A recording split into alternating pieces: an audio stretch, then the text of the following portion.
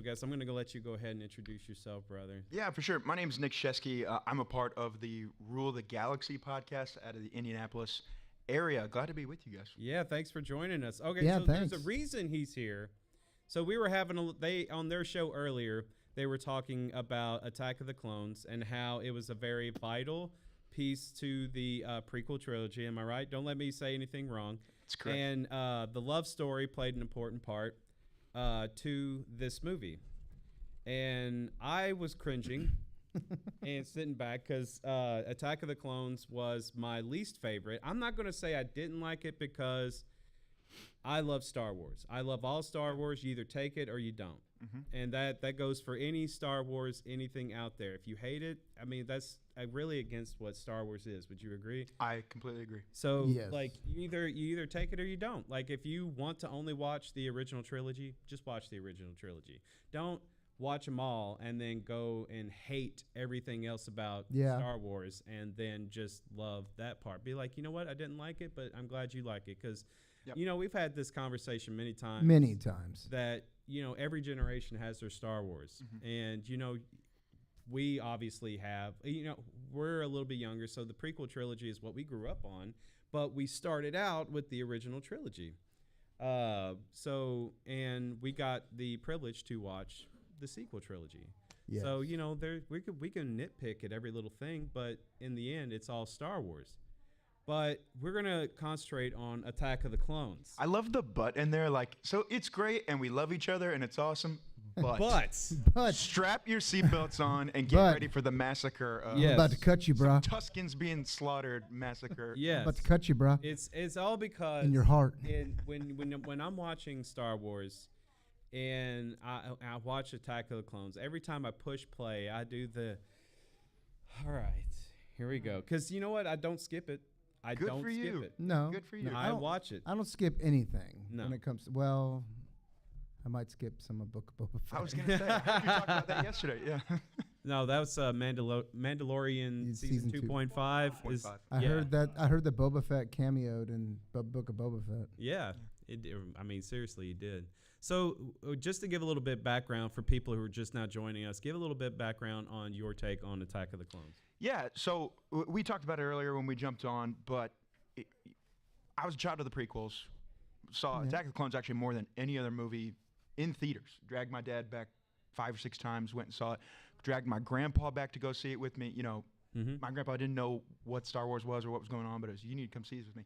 Saw it, and I made the point earlier that, you know, we've joked about it on our podcast before. These guys were razzing on the love story, and I said, when I was, you know, 9, however old I was when this was out, like that's what love was. Like I saw that and I was like, this is beautiful and this is awesome and this is exactly what it should be. And I love the original trilogy, and the original trilogy doesn't happen without this love story. So bring that on. And overall, we talked about it after the show. Yeah, there's some things that you could pick and you could nitpick for, but I think Attack of the Clones moves the story along. It's such a breakneck is the wrong word because it's almost a 3-hour movie, right? But it brings the story along and sets up the events of what some would say is one of the greatest Star Wars movies, Revenge of the Sith, and does the work and sets it up.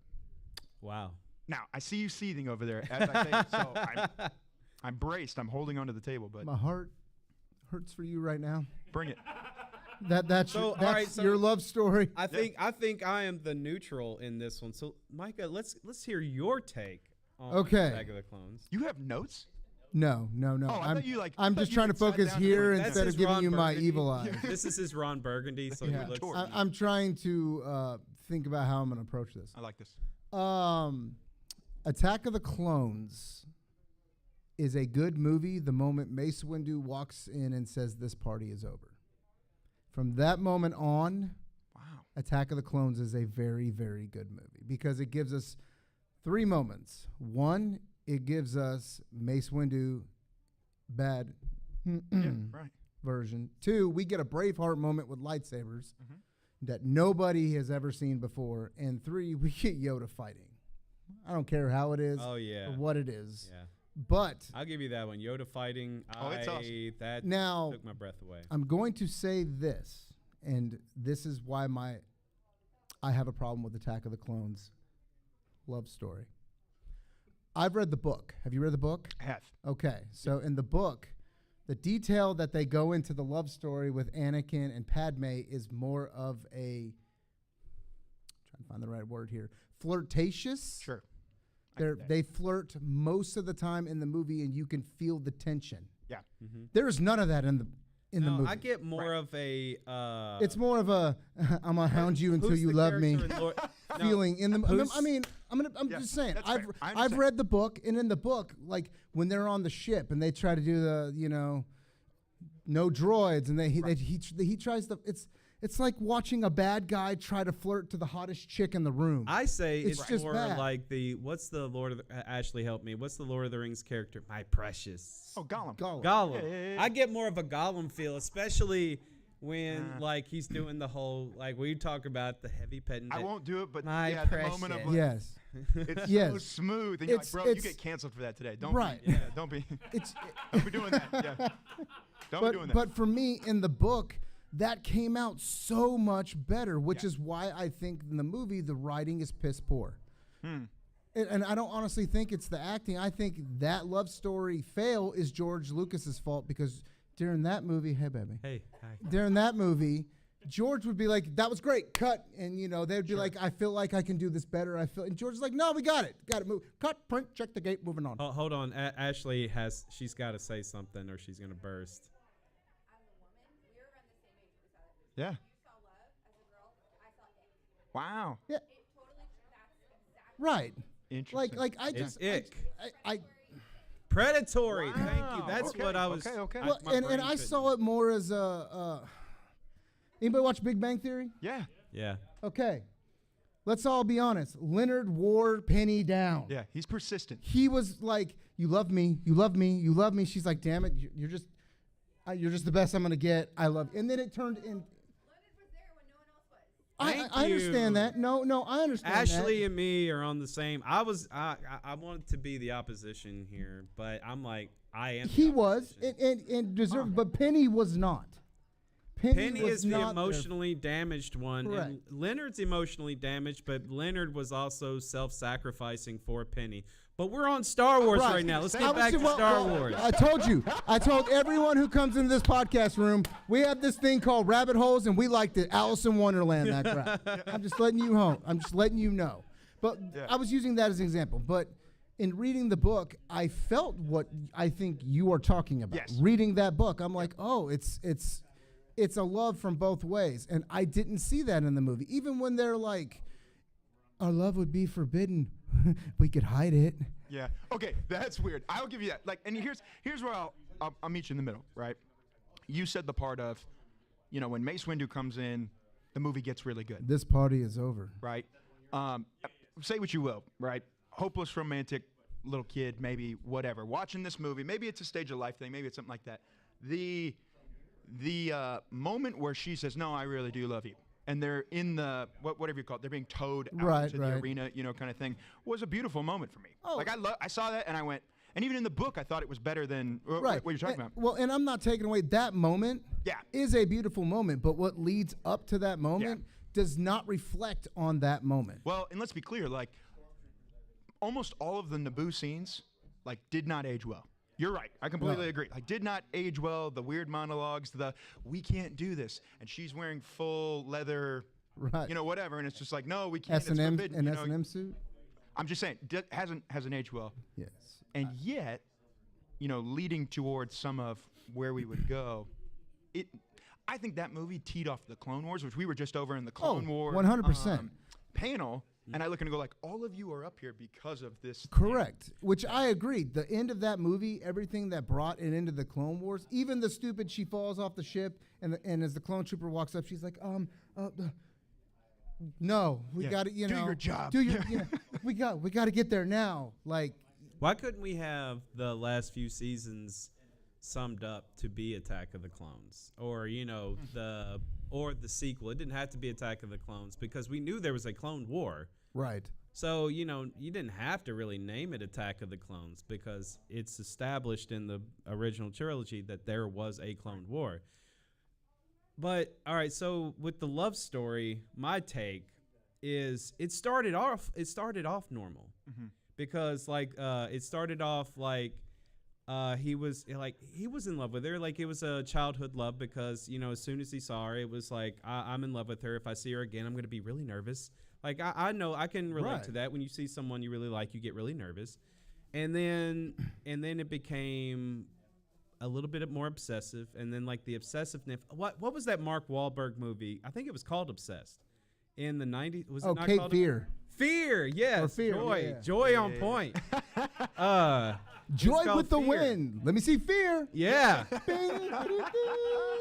Where it starts off normal, and then it just becomes more and more and more until he's like violent, and that's exactly what Anakin is. Just not towards, Padme in the end, but it started off normal, like when they're in the field together, and it's just two friends hanging out. And then they're just joking with each other. And then it got a little bit playful. And then it came to the point where they were talking about sand. And then the touching. And then it was like, okay. Yeah. And then it immediately went to the fireplace, which I hate that scene.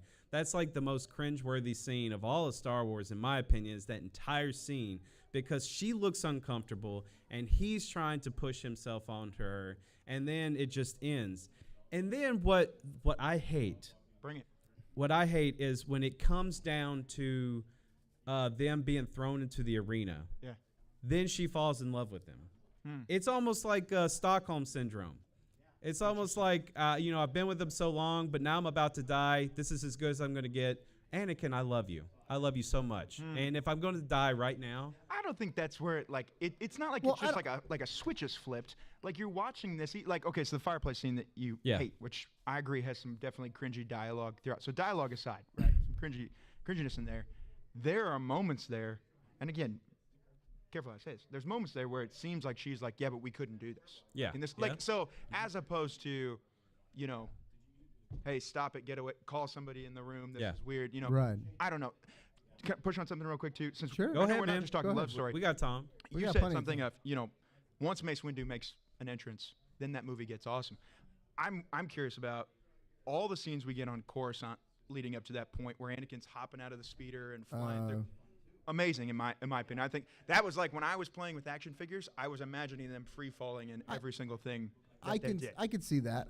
Camino, where you get Jango Fett for the first time, and that fight that they get up on there. Very good. I like the first appearance we ever get of the seismic charges in the asteroid field. Amazing. Blowing up and exploding out there. one of the greatest sounds. Oh my god. In a theater history. And then so then you hit Mandalorian season 2.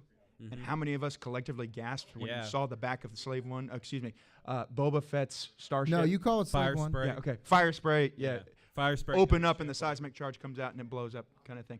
There are so many little pieces throughout that movie that I still look and go like, man, this is. Yeah, I'm not going to disagree with you. That movie set up so much for the future of Star Wars. Right. Attack of the Clones has its moments, just like every Star Wars film does. But the Anakin Padme portion of the film is just wrong.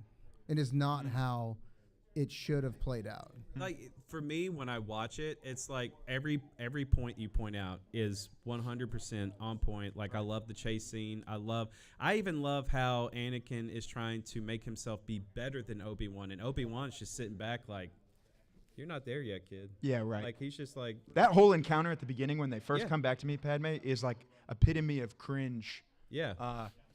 He's like, where's your Jedi? We can't do much. And he's like, we will find exactly who's trying to kill you, and we'll do it tonight. Like, like that. Yeah. It's cringy. Yeah. Yeah. So, but it's just, the love part is just so uncomfortable for me that I almost can't enjoy the entire film. That's why when I push it, I'm like, because I don't like fast forwarding it. I like, because it's made, it's there. George Lucas did it. I'm trying to appreciate it, and I will. But I get a little like, especially when it comes to the fire scene. For me, the best scene between Anakin and Padme is after he comes back and his mom dies, and he says, I killed them. Yeah. Killed them all. Not just the women, but the children. And that. All right, did you not like that part? What do you mean? No, I love that part. part. I think that part is dope. No. That part. That's one I forgot about. Like the Tusken. You talk about the development of Anakin Skywalker's character. You see he kills all these Tuskens, and Qui-Gon's talking over the top, and well, I don't know if you know this. That part, when she like comes and she lays down, that part was shot by the AD director. So Really? he shot I it didn't with know a that. different tone. So that part, I can believe that they're in love, that there's something there in that part. And again, reading the books, even that part in the books, I think he knew that this needed some form of tone, that it's not just, it's not just. I need a female perspective. we on do that need a female scene. perspective on this. Ashley, I come can- up here. I mean, Ashley, come up here. Do you know what scene we're talking about? I'll when remove they myself. No. you good. Sit down. We'll grab another chair. no, yeah, Hand me up a chair. We can split this mic. yeah. So Yeah, I don't. on that can- scene with right. the Oh my God! Please don't die. the Hold on, scene let me just pick this up and move it around for a second. where Anakin Into the killed all mic. the Tusken Raiders. Yeah. When he came back and Doot, told doot. Padme, being the female on the female perspective, how would you have taken that if the person that could potentially be the love of your life just told you that he just Talk- murdered an entire tribe? Talk in the mic. Well, you Go talk. ahead. No, go ahead. Well, she's known Annie since he was Annie. Ooh, Annie. This is Annie. Little She little knew his orphan Annie. mama. I mean, his mom served her dinner and protected her and gave her hospitality. Mm-hmm. So I mean, I think that broke Padme a lot. Mm-hmm. Queen Amidala, you know what I mean? And I said I do, but that's just one thing. But that trauma, that's probably also like a trauma bond moment for them. Okay. Yeah. So like I think you're probably right. trauma bonded them and oh, you're broken, let me fix you. Right. Type Right. situation. I didn't think. Yeah. Because she's been protective of him Yeah, since she's they been- left Tatooine, right? Yeah, Like she promised on to the Star protect him. Cruiser when you're I cold, promise we'll come on here. protect you, Annie. That's it. Yeah. Space So is there's cool. I some mean, you there's know some what I mean? Like, dynamics in she this that are literally not. Took him on his first trip out into space. She's Yeah. like, space is cool. Yeah, there's some, and that's why you're like, it started off normal. Did it? I beg to. Right. She could see his not infatuation with her, and she like leaned into it. That's not normal. Okay. That's not healthy. Are I there know- relationships in Star Wars though that are healthy? No, well, I mean, no. But For the most part? I understand that they have to. Have Owen a and relationship. Baru? I know. Yeah. I know that this has to happen Dead. for Dead. everything else to happen. But should it? Yes. Should it? Yeah. I mean, like this Well, is still a technically, no. made-up story that Yeah. somebody chose to write.